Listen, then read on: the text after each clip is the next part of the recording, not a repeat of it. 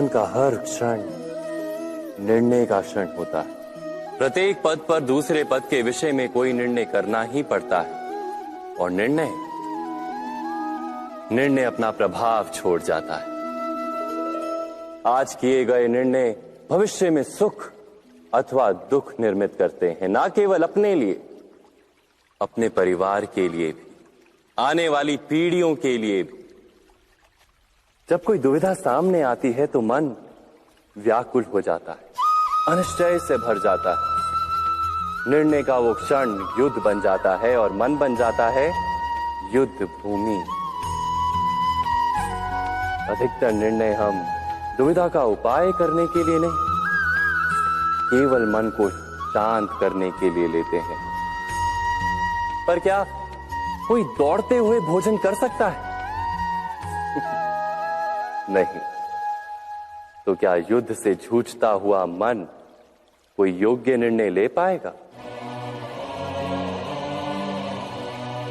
वास्तव में शांत मन से जब कोई निर्णय करता है तो अपने लिए सुखद भविष्य बनाता है। किंतु अपने मन को शांत करने के लिए जब कोई निर्णय करता है तो वो व्यक्ति भविष्य में अपने लिए कांटों भरा वृक्ष लगाता है।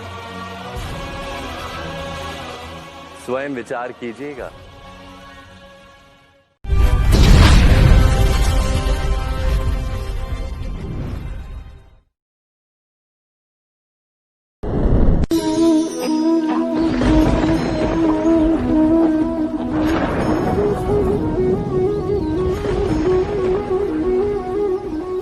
सपनों और पूर्वाभासों के आधार पर हम भविष्य के सुख दुख की कल्पना करते हैं।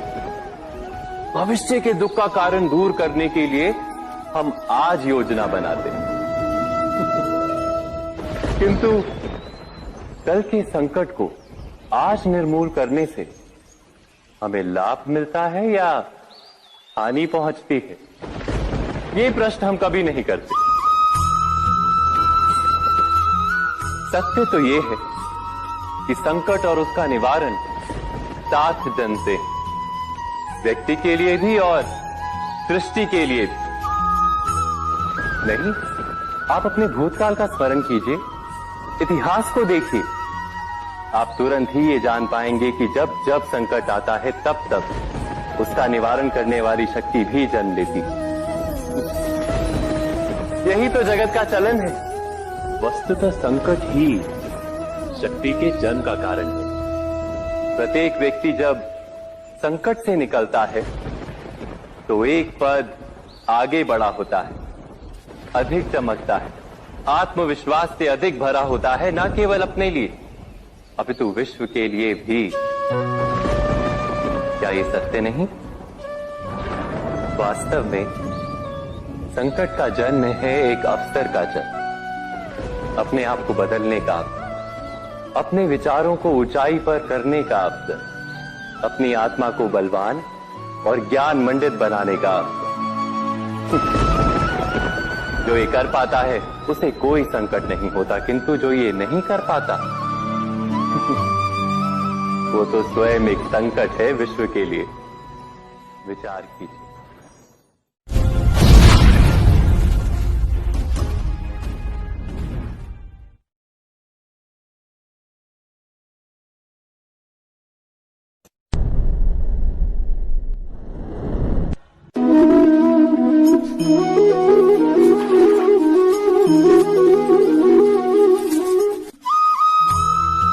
जीवन में आने वाले संघर्षों के लिए जब मनुष्य स्वयं को योग्य नहीं मानता, जब उसे अपने ही बल पर विश्वास नहीं रहता, तब वो सद्गुणों को त्याग कर दुर्गुणों को अपनाता है। वस्तुतः मनुष्य के जीवन में दुर्जनता जन्म ही तब लेती है जब उसके अंतर में आत्मविश्वास नहीं होता। आत्मविश्वास ही अच्छाई को धारण करता है। ये आत्मविश्वास है क्या?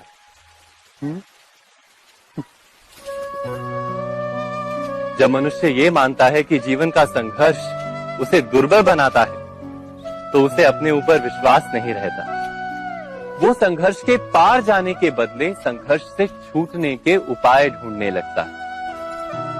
किंतु जब वो ये समझता है कि ये संघर्ष उसे अधिक शक्तिशाली बनाते हैं, ठीक जैसे व्यायाम करने से देह की शक्ति बढ़ती, तो प्रत्येक संघर्ष के साथ उसका उत्साह बढ़ता है। अर्थात आत्मविश्वास और कुछ भी नहीं, मन की स्थिति, जीवन को देखने का दृष्टिकोण मात्र है। और जीवन का दृष्टिकोण तो मनुष्य के अपने वश में होता है। स्वयं विचार कीजिए।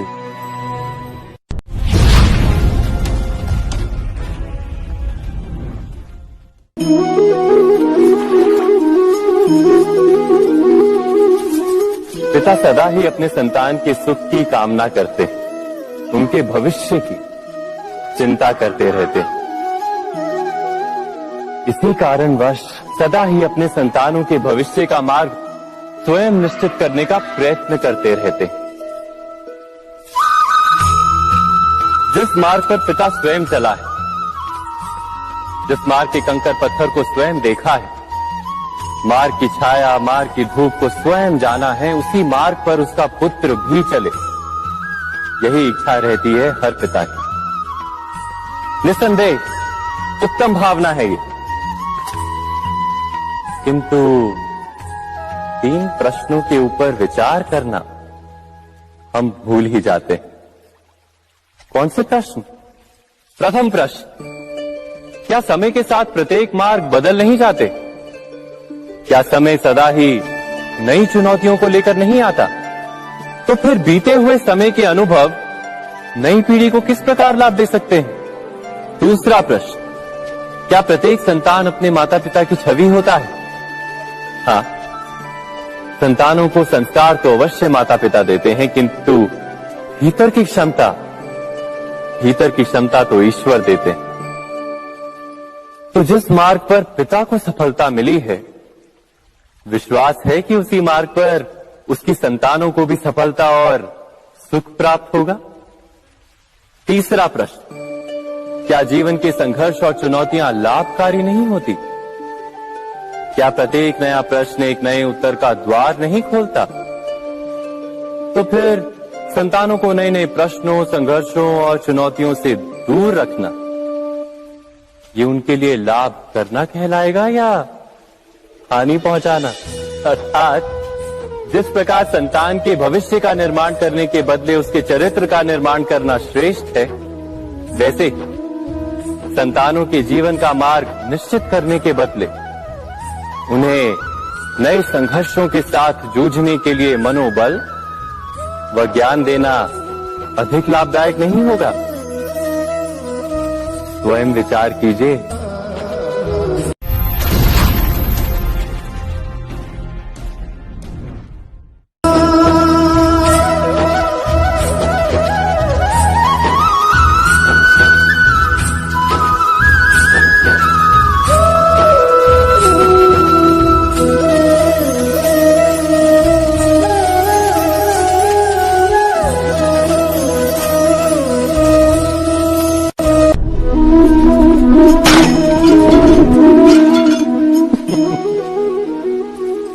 कभी कभी कोई घटना मनुष्य के जीवन की सारी योजनाओं को तोड़ देती और मनुष्य उस आघात को अपने जीवन का केंद्र मान लेता।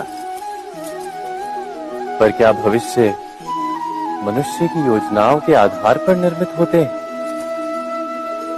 नहीं। जिस प्रकार किसी ऊंचे पर्वत पर सर्वप्रथम चढ़ने वाला उस पर्वत की तलाई में बैठकर जो योजना बनाता है, क्या वही योजना उसे उस पर्वत की चोटी तक पहुंचाती है? नहीं। वास्तव में वो जैसे जैसे ऊपर चढ़ता है, वैसे वैसे उसे नई नई चुनौतियां, नई नई विडंबनाएं, नए नए अवरोध मिलते हैं। प्रत्येक पद पर वो अपने अगले पद का निर्णय करता है। प्रत्येक पद पर उसे अपनी योजनाओं को बदलना पड़ता है। कहीं पुरानी योजना उसे खाई में ना ढकेल दे। वो पर्वत को अपने योग्य नहीं बना पाता, केवल स्वयं को पर्वत के योग्य बना सकता है। क्या जीवन के साथ भी ऐसा ही नहीं? जब मनुष्य जीवन में किसी एक चुनौती को, एक अवरोध को अपने जीवन का केंद्र मान लेता है, अपने जीवन की गति को ही रोक देता है तो वो अपने जीवन में सफल नहीं बन पाता और ना ही सुख और शांति प्राप्त कर पाता। अर्थात जीवन को अपने योग्य बनाने के बदले स्वयं अपने को जीवन के योग्य बनाना ही सफलता और सुख का एकमात्र मार्ग नहीं। स्वयं विचार कीजिए।